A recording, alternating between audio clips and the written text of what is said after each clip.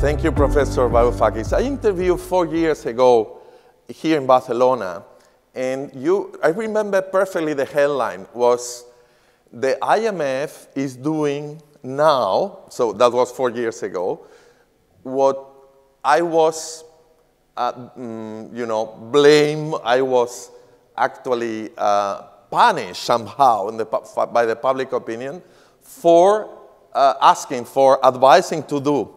So what are your feelings right now, Professor, about it? You feel vindicated? Do you feel vindicated, or do you feel, how do you feel about it? Sad. Sad, because, look, this is not a question about me. I mean, who gives a damn about me? I'm privileged. I lead a very good life. The problem is all the people out there who are suffering needlessly. And it's very clear that the IMF has failed. Yeah. And it has failed spectacularly, not so much at an intellectual level. Because when I was talking to, Paul Thompson, who was the European desk representative of the IMF, and Christine Lagarde, who was the managing director of the IMF, when we were talking one-on-one, we agreed. They agreed with my analysis. But they said, oh, you know what, we have put so much political capital in the austerity program, we can't go back from it. So by the time they did their mea culpa and they changed their tune, it was too late. So timing is everything, right? Like a doctor. I mean, we're in the middle of a pandemic. If the epidemiologists advising the government, come to the right conclusion 2 years after the event, hundreds of thousands of people will have died for no reason. So this is exactly what we've been having with the IMF. It's too little, too late. Mr. Varoufakis, thanks for your book and your talk. Now, thanks to Palau Macaya and La Caixa Foundation for the chance to discuss such interesting topics. I've got the impression that you feel vindicated by history now and by the very fact that the IMF and the ECB were condemning you back in 2008 are now defending the Keynesian policies you were promoting then. But still the European Union is falling short of what? The US are investing in real stimuli to reactivate their economy. The US have passed already a 3 trillion stimuli pack. Meanwhile, the European Union has not agreed not even in 1 trillion. Still, the green and environmental approach of the European stimuli gives us lots of hope we are going to the right direction.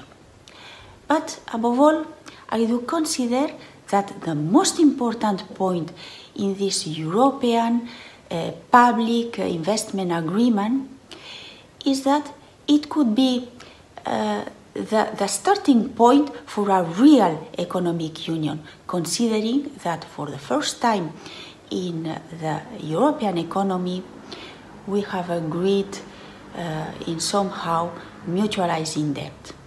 This means German, Dutch, Austrian, Danish have agreed to cover the deficit caused by the pandemic of the countries like Spain, Greece, Italy, who have most suffered the pandemic. It's not enough, we know, but it's a very good departing point for us, Greeks and Spaniards. We will keep in touch about it. Thanks, Professor Varoufakis. Look, last March, almost a year ago, when the pandemic started, our movement DiEM25 came out, and I played a major role in that, with our blueprint. How should the European Union respond to the reinforcement of the deflationary forces which were pre-existing the pandemic and which would be turbocharged by the pandemic?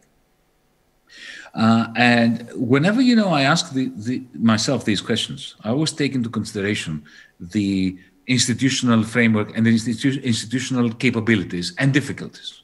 So we don't have a federal government. If we had a federal government, it would be much easier.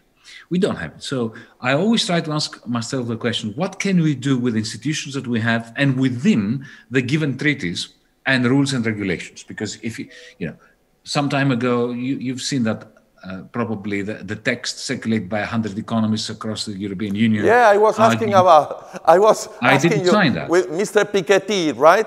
I didn't sign that. Why? Why? Because I thought it was a completely useless document. I mean, you know, it was asking Lagarde to violate the constitution, the charter of the ECB. Why do that? I mean, it's senseless. All she has to do is say, look, I'm the employee of the ECB, I have a charter, I cannot violate. Go away. And which it did. So every answer I give to these questions is within the legal framework. So what could we have done? Let me give you an example, to cut a long story short. This is the DiEM25 three-point policy for countering the economic pandemic, March 2020. I'll just relate it to you. Please. Okay, 3 things that could happen quickly. You mentioned, and that's very important, speed. Speed, something that can happen today without creating new institutions and so on, that would take forever. So first thing that I would do... Brussels, Frankfurt too is slow. Yeah, but you know, look, but if you know, so that's why I believe in these 3 points that I proposed, because they could have been done within 24 hours. Why? Because they don't need new institutions, not even the recovery fund. First, the European Union Council should give the green light to the European Central Bank for the European Central Bank to issue bonds, 30-year bonds, up to 1 trillion euros. The ECB can do it tomorrow. You see, the ECB cannot monetize Spain's debt. They cannot pay for your banks. They cannot pay for your government. But there's nothing stopping the ECB from issuing bonds in its own name. Why? Because it's not banned. It's not in the charter. I mean, maybe they would have banned it if they had thought of it, but they didn't. So it's not illegal. And what is the point of this money? The point of this is this. Let's have an agreement that whatever our debt is at the beginning of the pandemic, the Spanish debt, the Italian debt, the German debt, right? All the additions which are due to COVID-19 are Europeanized. They are paid for by the ECB bonds. So effectively, the ECB bond is a Eurobond, which of course is not used in order to cancel existing debt or anything like that, but it's a shock absorber so that Spain does not have to have on its weakened shoulders the additional debt due to COVID-19, right? And by having 30-year bonds, effectively we're giving ourselves as Europeans a deadline of 30 years during which to federate. If we cannot do it in 30 years, you know, we can never do it, and then there will be no European Union. Okay, I agree. Point number 1. Point number 2, I said, give 2,000 euros to every European family. You know, credit it. The ECB... The States did. You know better than me, Professor. The US did so. They did it. They did exactly that. They did. I mean, they did it after I said it. You know, I said it in March, they did it in April. Yeah. Trump did it. I mean, my goodness, if Trump... I mean, the Hong Kong Central Bank did it. The Hong Kong Central Bank, the Singapore Central Bank did it. You know, the Australian Federal Reserve Bank of Australia did it in 2009. That's why they never had a recession in 2009.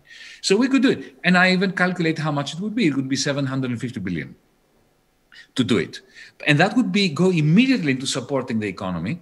You know, even the small shops in your area, because, you know, you would spend the money on those small shops. Whereas Christine Lagarde is printing all this money, it's giving it to Santander, it's giving it to Deutsche Bank. They give it to the large corporations. The large corporations do not invest it. They go to the stock exchange, they buy back their own shares. It doesn't help anyone.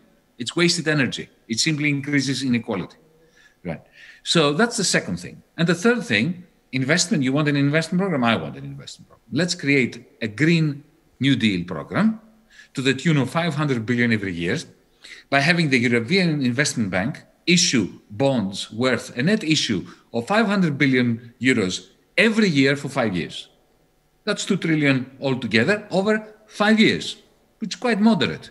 And the only thing that Christine Lagarde would have to do is to announce that the ECB is standing behind those bonds in the secondary markets. I mean, by saying that, they would sell immediately those bonds, EIB bonds. And then you have 500 billion to invest in a European Union-wide green energy union. So these three things could happen in one press conference, completely legal. Nothing of what I said is illegal. No new institutions. Go. So the big question is, why are they not doing it? And I have an answer to that. I have an answer to that. Yeah, but we must... But you will allow me to be political now in giving you the answer, because the answer is political. It's not technical. It is a political answer, no question. It's a political answer. It is. You will allow me to give... I mean, some may say that what I'm doing now is speculation, but it could be. It's a speculative political view, but I strongly believe in what I'm going to say to you. I could be wrong. Okay, here we go.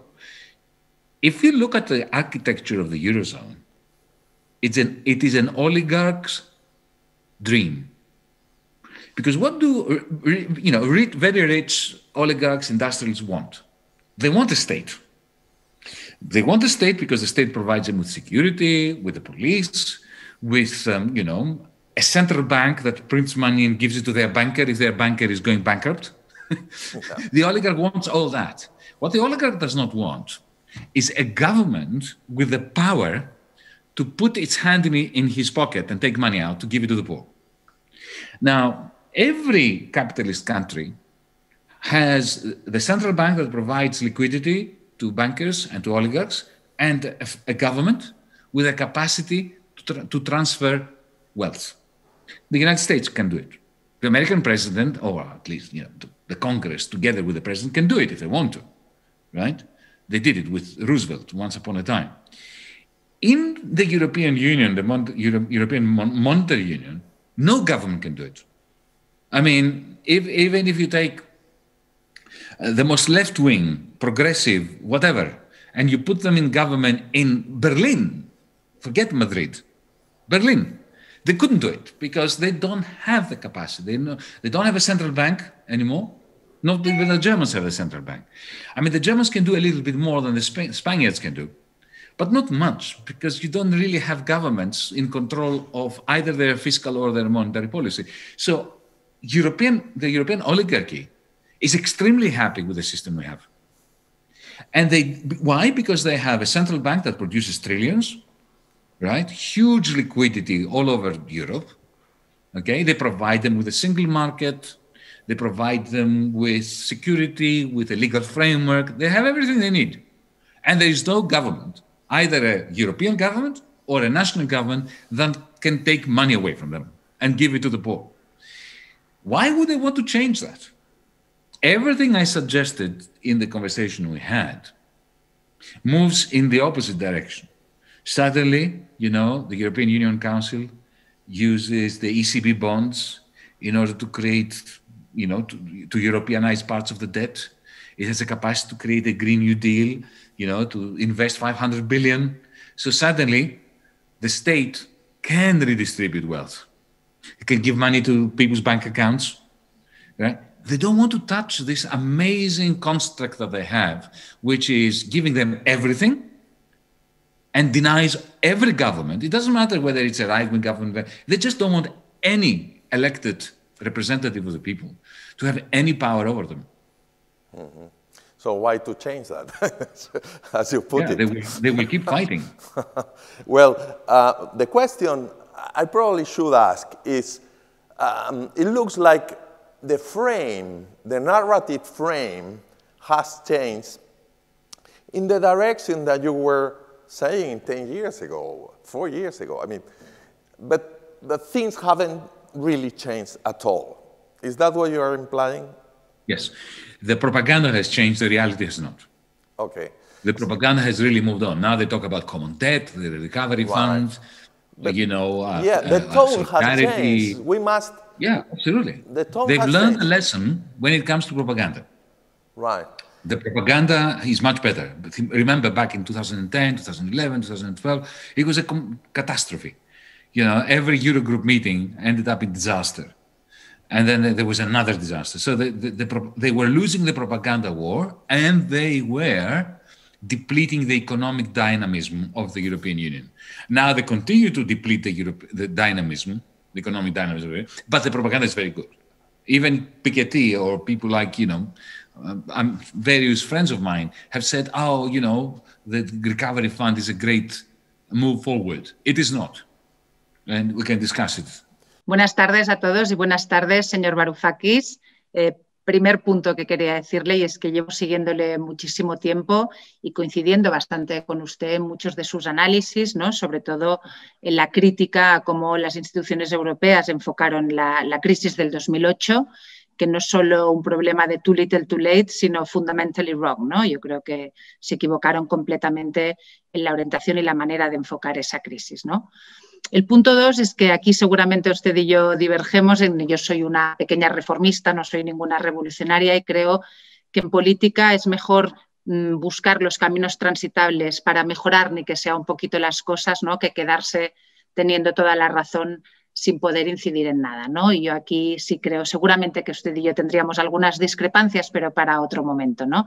Pero sí es en ese sentido, y ese es mi tercer punto, que yo creo que esta crisis de ahora del COVID-19 es una crisis de naturaleza muy distinta a la del 2008, es una crisis de oferta y, por tanto, después de demanda, no se origina en el sistema financiero y creo que la respuesta ahí básicamente es de política fiscal, ¿no? No creo que el Banco Central Europeo tenga que ser el único hacedor, ¿no? De la solución a esta crisis. No creo que sería bueno ni en términos democráticos y creo, por tanto, que la respuesta fiscal que está encontrando Europa, que podríamos pedir que fuera más agresiva, ¿no? Por ejemplo, a mí lo que está haciendo Estados Unidos de darle directamente a los ciudadanos también me parecería algo a considerar, pero creo que el camino de recursos propios, federalización de la deuda y el Next Generation Europe son caminos que están bien enfocados, ¿no? Y por tanto, y este es mi último punto en el poco tiempo que tenemos, la demanda de una quita de deuda pública por parte del Banco Central Europeo no sé si sería lo más efectivo ni lo más conveniente, ¿no? En términos, más allá de los términos jurídicos, que no son los que más me interesan, ¿no? Pero es que en términos económicos, por la manera que funciona, que es que el 80% de esto revierte en los estados y luego acaba revirtiendo en el tesoro de cada uno de los estados, pues creo que tampoco le significaría una diferencia muy grande a ninguno de los estados miembros. Sí se le podría significar una quita del sector privado, pero eso ya es otro tema y seguramente políticamente digamos, la señal que se lanza, que puede ser incluso que tengan que estar un tiempo siendo contractivos en gasto, creo que ahora sería políticamente y socialmente nefasto, ¿no? Y por tanto yo políticamente podría las energías impedir otro tipo de cosas, ¿no? Sobre todo que el paquete de inversión sea un paquete que llegue, que se hagan las reformas de verdad y que acabe revirtiendo, por ejemplo, en temas como el empleo y el capital humano, que no está claro que reviertan ahí. Yo ahí sí que sería muy insistente y dedicaría mis energías económicas y políticas a hacer que esto pase. Allow me to tell you why I'm aghast about the recovery fund, why I think the recovery fund is a disaster. Because on the one hand, it really moves in the right direction when it comes to common debt. For the first time, we've agreed to have common debt, which is essential. Without a common debt, you cannot support the common currency. That was a step forward. Yeah. If it was only that. But when you look at it in the context of what the fund and the way the money is being distributed, it's okay. I wish that step had not taken place at all. Because it is perfectly possible to make a step forward and 10 steps backward. And this is what they've done. And let me explain why I'm so aghast about the recovery fund. Now, take the United Kingdom, Britain, that is now out of the EU. It is a fiscal union between the south of England, the northeast, the northwest, Scotland, Wales. They are very different economies. Okay. Now, imagine if the United Kingdom was run as the Eurozone or the European Union is. The beauty of the proper political union, fiscal union, like the UK or the US, is that there are automatic systems in place. So when COVID-19 hit Britain, like it hit Spain, right? Some regions suffer more than others, like everywhere. Unemployment went up in some areas, not so much in other areas. But automatically, without any politician sitting around the table to make decisions and to negotiate, money went, resources went from the richer areas from the areas hit less by COVID-19 to the poorer areas without any discussion, right? Because when unemployment goes up in Yorkshire more than in Surrey, taxes from Surrey are spent on unemployment benefits or furlough wages in Yorkshire without any negotiation. Imagine if in Britain they didn't have this system and they had a recovery fund. And they had to sit around the table, representatives from South England, from Northeast England, from Northwest England. And they had to agree amongst themselves before they even knew the impact of the economic pandemic on different regions, how much money would go from the south of England to the north of England. It would Nothing. be a poison discussion. Yeah. They would kill each other. The union would be destroyed. Will be too little, So too we are late, creating always. common debt. Yeah. We are creating common debt, and our representatives are sitting around the table, distributing that money amongst themselves, right? Without knowing how much money will actually be needed in the end, trying to preempt that. And then, of course, they start accusing each other. So the Southerners are accusing the Northerners of tax havens. The Northerners are accusing the Southerners of corruption. The Easterners want more coal. The Westerners want more, renewables, whatever. It's a recipe for disintegration. So the common debt is a step in the right direction. But what we're doing with that common debt, firstly, as you say, look, the fiscal transfers we're talking about constitute 0.5% of GDP. 0.5% when we have an output gap in Spain of 8%. 0.5%, 8%, big difference. So there is this, the size, but it's also the architecture, the structure, the fact that all this money has to be a result of negotiation. And if you think about it, the fact that we have national governments intervening. So in a sense, money that is going to be taken out of the poorer Dutch people and the poorer German people. Why the poorer Dutch and German people? Because the rich Dutch people and the German people have, accounts in tax havens, in Luxembourg and the Cayman Islands, so they don't pay tax anyway. It's the poor Dutchmen and women. It's the poor Germans that pay. And who gets the money in Spain and in Greece? The oligarchs. So you have the poor Northerners funding the oligarchic Southerners. That is not a good recipe for European unity. What do you expect to happen next, Professor? Oh, God knows. Look, if you look at the last 10 years, did anyone expect this Euro crisis to continue for 10 years without any... That was the problem with the pandemia. The pandemia arrived when we still were trying to heal the recession. Indeed. So effectively, it's the same crisis, only made worse. Yeah, I do agree, right.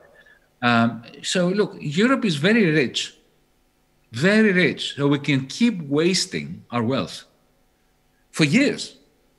And because this is what we're doing.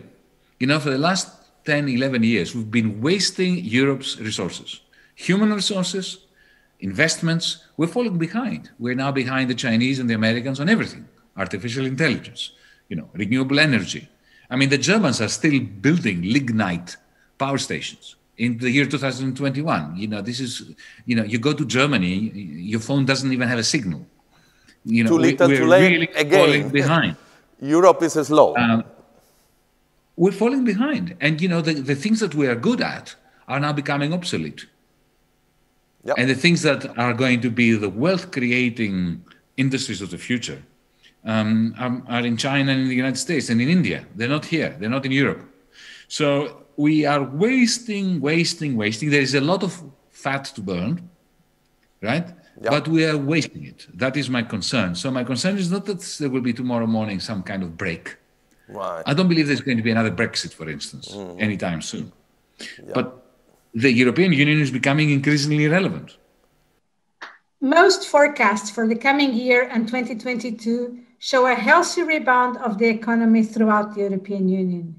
The European Commission predicts a 3.7 increase of GDP in 2021 and 3.9 in 2022.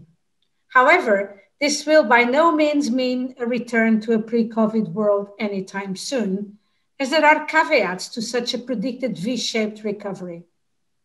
Some of the assumptions made, for example, that the COVID-19 infection rates will come under control soon and that the restrictions will ease, or that domestic demand will drive the recovery and that households will spend money saved during the lockdown, or that most businesses will survive more or less unscathed, are, in my view, highly uncertain. What we see is that the COVID-19 cases are on the rise in many EU countries. New and more contagious variants are spreading. Vaccination campaigns are nowhere near the numbers needed to allow for lockdown measures to be lifted entirely. It's true that fiscal programs, both by the governments and the European Union, have been very successful in supporting businesses and workers through the very sudden shock to demand and supply about 1 year ago. But we're also observing that the pressures on public finances are increasing and that there may be a delayed shock to businesses should governments be unable to support the economy in the future. And then, even if the economy as a whole is predicted to grow, it is by no means guaranteed that everyone in society will benefit from this. The COVID-19 crisis has showcased and amplified severe inequalities around the world, including in Europe. Young workers, women, migrant workers, as well as those that are not in formal employment relationships, such as outsourced workers or dependent contractors in the platforms economy, are the ones most affected. And without proper interventions, they will suffer the most in the long term. And then we should not forget that these categories of workers are increasingly accounting for a larger share of the workforce. Their propensity to consume will be affected, and they are less likely to contribute to an increase in consumption and growth. The crisis is also accelerating structural changes, many of which already started before the crisis, and we know that some sectors will recover while others will not. The 7th ILO monitor on COVID-19 and the world of work shows a further loss of hours worked in Europe of about 7% if the vaccination campaigns remain sluggish. So what is the way forward? Well, I think that the only way forward has got to be on a continued effort at both the national and the European level to support all workers and enterprises, regardless of the size of enterprises, regardless of the employment relationship of the workers throughout the recovery. We need strong investments in social protection. We need strong investments in employment programs that will support all, including the most vulnerable workers in the society. And we need to have a program to green the economy on the way forward.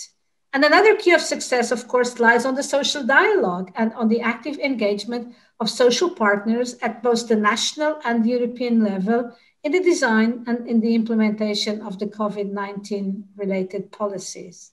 I think that building forward better together requires a human-centered but also a progressive agenda that has got to be unprecedented in size and scope. We have to be innovative. Well, where does one start? But let me say that the pandemic has reminded us of things that we conveniently forgotten. Both those of us on the left and those of us on the right made a very big mistake in dismissing the power of the state. Because of globalization, we imagined that the state now is obsolete, markets are everything. And that was a common fallacy, both of the right and the left. Yep. Okay. Now we see that the nation state is much more powerful than we imagined. They can actually shut us into our houses, for months. Yeah. So that's one very big lesson. We have underestimated the importance of the state and state power. The question is, what do we do with the state power? How do we use it? Not whether the state has the power. The second myth that has been exploded is about money creation. That, the neoliberals used to attack me for, he's discovered the money tree again. When I was talking about clever ways of restructuring debt so as not to have huge levels of austerity that deplete the capacity of the economy to grow and therefore repay the debts. The socialists, they always discover the money tree. Well, now they've discovered the money tree because they are printing money as if there's no tomorrow. Okay? I mean, nobody disputes the money tree now. Not at all. All the very same people who were against spending €1 in a hospital, now they say take trillions and throw them at the economy. Right. The state takes over everything. Yeah. So, these are important lessons that we learned during the pandemic. The importance of public goods, a public health system, our public health system that we allowed for years now to shrivel and die or to be seriously depleted. Now we are reminded by the pandemic what a good investment they are, because private health cannot really help us under circumstances of a pandemic. It is only mass testing, mass vaccinations, having a system that can actually support people who fall down.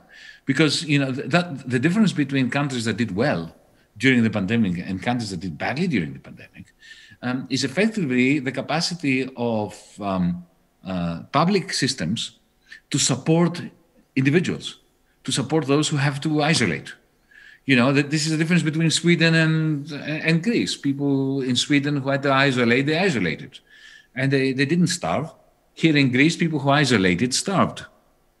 They had no money. Right. Well, had very little money. So, these public support systems proved, and I think they proved themselves invaluable, not only to left-wingers, but also to people from the conservative side of politics. So these are all important lessons. And I think that we will be judged by the future generations by our capacity to learn those lessons and to turn them into policies and institutional interventions that strengthen society's capacity to reproduce itself and to defend itself. We have two more laps in our talk. One is on the political consequences of economical decisions and situations. And we have seen in Spain, and we were, by the way, we were joking about how Greece many times precedes Spain in political events, right? So now we have the far right that you guys had 10 years ago, and growing, now skyrocketing. And probably inequality is the main cause, but you have experienced that in your own country, and you know about it. And will you please elaborate? I mean, tell us, what's your point on far right and inequality? Because what we find in Barcelona last Sunday, it was voting, we vote, and the paradox, or maybe it's not a paradox for you, is that the far right, Vox, V-O-X, made very well in very poor neighborhoods and very rich neighborhoods. And as a result, they got a wonderful result. What do you think? I mean, what have you learned from inequality, economical decisions, and far right? You reminded me now that in one of my conversations with Wolfgang Schäuble when we were negotiating, right. I said to him, Wolfgang, I know you don't like my government because we're leftists, but I have to tell you something, and that I would like you to take this very seriously. We are Democrats. You don't like us.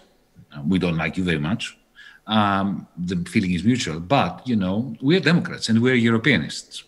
If you crush us and the hope we represent to those who voted us, the next people you're going to have to deal with are fascists. And they will undermine you even in your own country, in Germany, because they have strong roots in your country as well. The experiences of Spain and Greece are very similar And they've been similar for a very long time.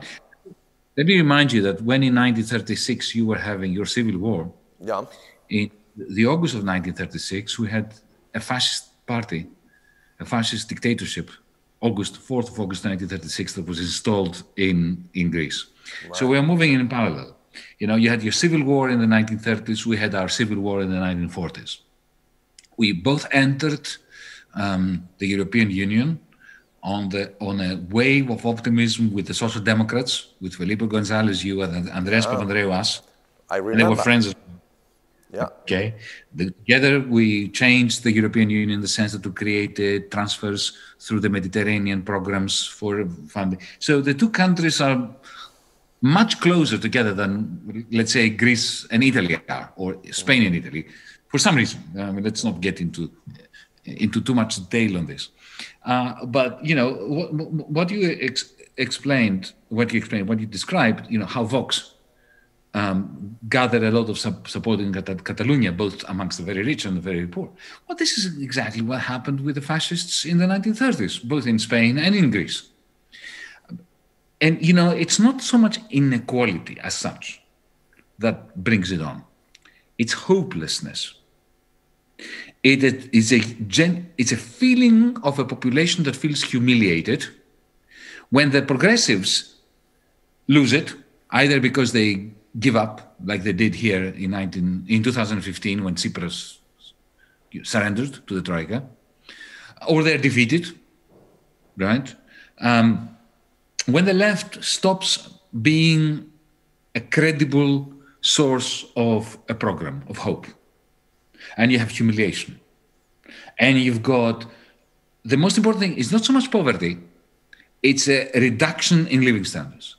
When working class and petty bourgeois shop owners, let's say, see that their children are going to have a worse life than they did, this, you know, it's a dynamic, it's not a static problem. When things are looking as if they're getting worse, and it's wholesale, and there is humiliation involved as well.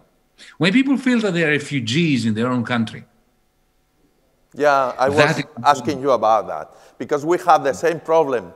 We have immigrants. That is the moment. That is the moment when the fascists, you know, dominate. Yeah, but coming back to the parallelism between Greece and Spain, we have tourism as it's about 18% of our GNP. I mean, it's crazy. Greece, probably something like that. Oh yeah, even more. Two figures. So we have huge problems with immigration, controlling immigration coming from Africa. You guys have Asia coming up. And well, now immigration is global. So we have the same, I mean, we are gates for the European Union, gates of the desperate people of the world going through our countries. We have tourism, same problem. I mean, beaten badly by pandemic. And what do you, I mean, do you think the European Union has to give us some kind of better hand? I mean, do we deserve? I think that whenever I hear the words European Union, I remember what Mahatma Gandhi said about Western civilization. He said it would be a good idea. So I think a European Union would be a good idea. It's fun. Yeah. We don't have a European Union. We have a European disunion. Now, you know, Schengen is gone. We have borders. You know, refugees come to Lesbos, and it is European Union policy that they are kept on Lesbos. They are not even allowed to go to the rest of Greece. Why should the poor, you know, refugees be stuck on an island? And why should the inhabitants of the island be, you know, see their island turn into a prison camp? It is. You know, it was, I remember one of the great criticisms of the Soviet Union was internal borders. Well, we have internal borders. We have internal borders within Greece, within Spain. I'm not sure you have them, but maybe they will. We have islands. I don't know. Yeah, Canary Island. And, Canary Islands, very good. Ceuta, Melilla in the North Africa. And that's right. Same situation. So you have internal borders as well. Same problem. And you know, the Austrians say we don't. Probably, but But the Austrians say we don't want any refugees here. Right. Hang on a second. I mean, we're supposed to be a union. What do you mean you don't want any? Creo que para medir mejor el éxito político y social hay algunas cosas que pueden ser también una alternativa, una solución. Por ejemplo, estamos acostumbrados a establecer y exigir impuestos sobre la creación de riqueza y sobre el empleo. Creo que un cambio muy importante sería empezar a gravar la destrucción de capital ecológico de una manera más importante y a lo mejor reducir los impuestos que pagan los trabajadores o que se paga por la creación de empleo y establecer un gravamen más importante para la destrucción de capital ecológico. Si el capital ecológico, el patrimonio medioambiental de Europa y del mundo es un elemento de la prosperidad, sería muy lógico gravar la destrucción de capital ecológico en lugar de exigir impuestos solo sobre la creación de riqueza y la creación de valor. The book should explain itself. I will explain why I wrote it. You know, I'm a left-winger. I consider myself to be a socialist. Weird socialist, but socialist nevertheless, right? But the problem is, you know, with socialists, speaking for myself, I never had a satisfactory answer to the question, okay, mate, you don't like capitalism. What would socialism look like? Because I do not want to use the Soviet Union as an example. I do not want to use social democracy as an example. So this was, you know, I mean, Karl Marx never answered the question. He escaped the question by saying, "Oh, it's for the workers to create it." Yeah, but that's a cop-out, right? That's you know, that's quite cowardly. I do believe that we have, especially given the fact that many socialist experiments ended up as dystopias, as gulags, we have a moral duty to answer the question. So I sat down, I was going to, but you know, writing down a description of a utopia, a socialist utopia, was also boring. I didn't want to do it, primarily because I disagree with myself on a number of things. So this is why I decided to write it as a novel, where I have different characters, so they can disagree with one another. Because that allow way, me to say, you sound to me more like Costas, or maybe I'm just, no. I am closer to Iris. Okay. I feel closer to Iris. More idealistic. By the way, let me give you some news. Costa is a real person. Okay. Iris and Eve are not a real person. Costa exists. He's a friend of mine. Okay. Of course, you know, I have magnified his role, but there is a Costa who lives in San Francisco, and he's an amazing technologist. He works on neural networks and implants and stuff. So this person really exists. Yeah. But of course, I have stretched it. You could say something in the book. Sorry to interrupt you. You say many things about technology, technological platforms, how to tax them, how to make them work for everybody, not just for an elite, extractive elite of billionaires. And I would like you to make a point on that too, because it's really hot now in our present life. Okay, so the question is, how can we have a democratic society with markets, but not capitalism? You see, most people make the mistake of thinking that capitalism is the markets. No. Capitalism is defined by two markets that don't operate like markets.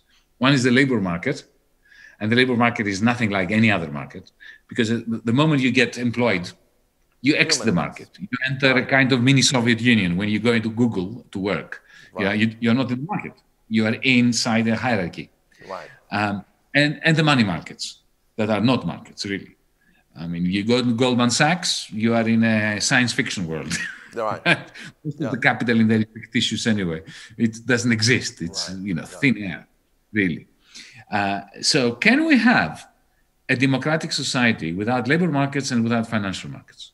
So the book is I try to explain how you can have corporations that borrow many of the elements of the Catalan anarcho-syndicalist. Yeah, I saw that. I saw that quote.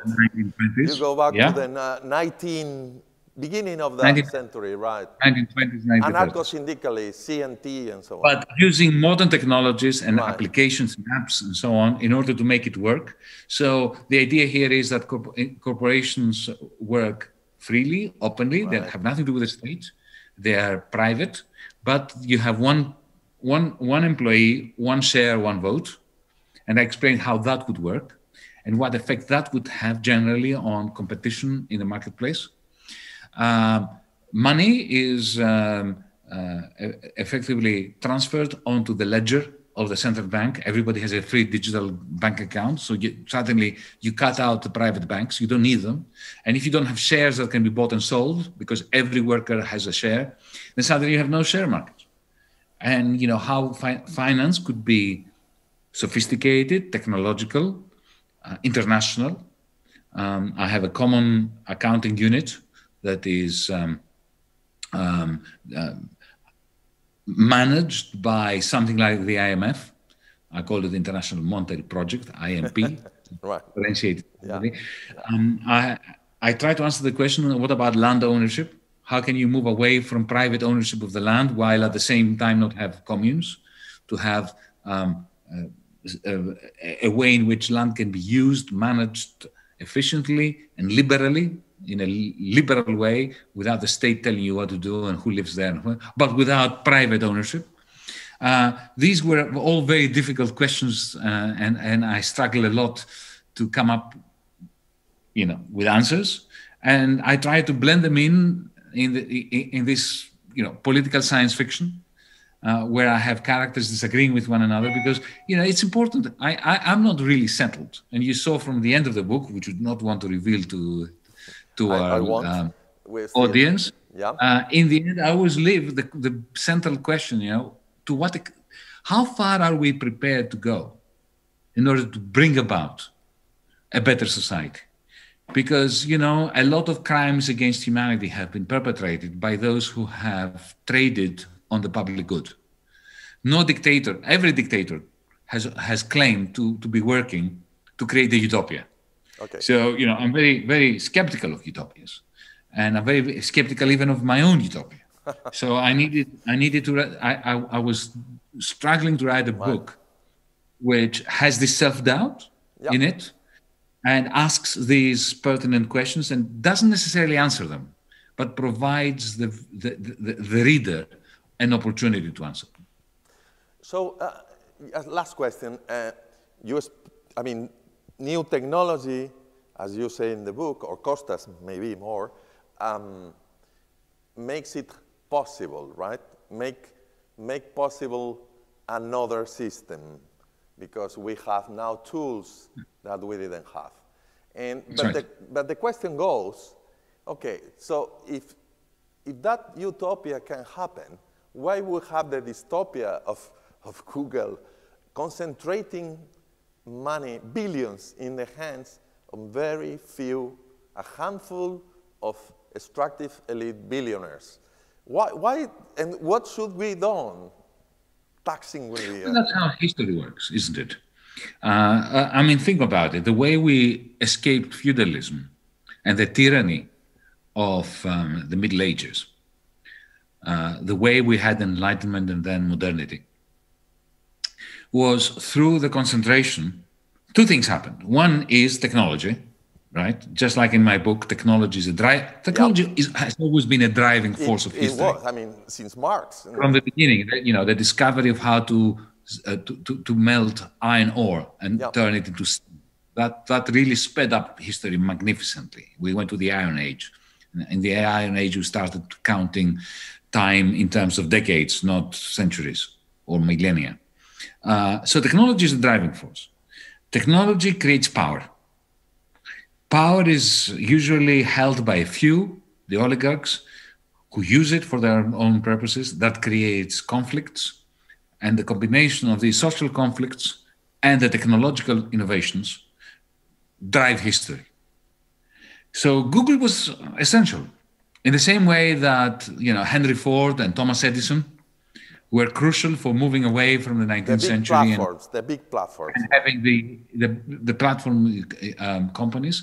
Now, we needed Google in order to be able to concentrate information that is necessary in order to be able to have the kind of market society, democratic market society that I am envisaging.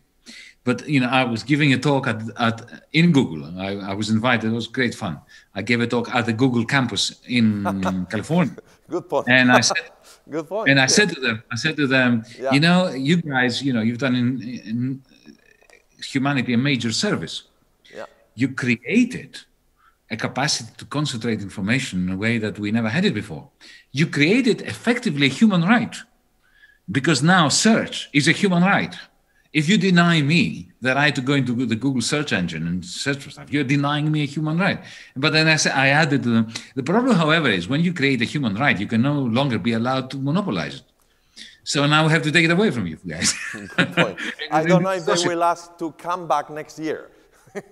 We'll see. We'll see. So that is the answer. Yeah, this is how history progresses. Right. But the question for Democrats is, how do you take the capacities that we developed through this process, which is an oligarchic process, and democratize them? Okay. So let me ask you. That's what I try to answer in the book. Yeah, we will. Well, I did already. So we invite our readers to follow me on this reading and follow you. And well, I just got few short personal questions to see if they are. It will take 5 minutes. Don't worry. Let's go. The first one is on. Sorry, aging, maturing, growing old, maturing or growing old. How do you feel? How do you feel experience makes your life richer?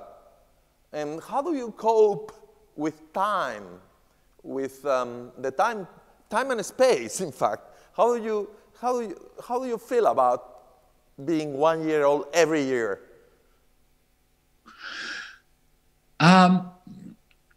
Look, this year I'm 60, so that's a big milestone. Right? I mean, next month. Hey, lucky you.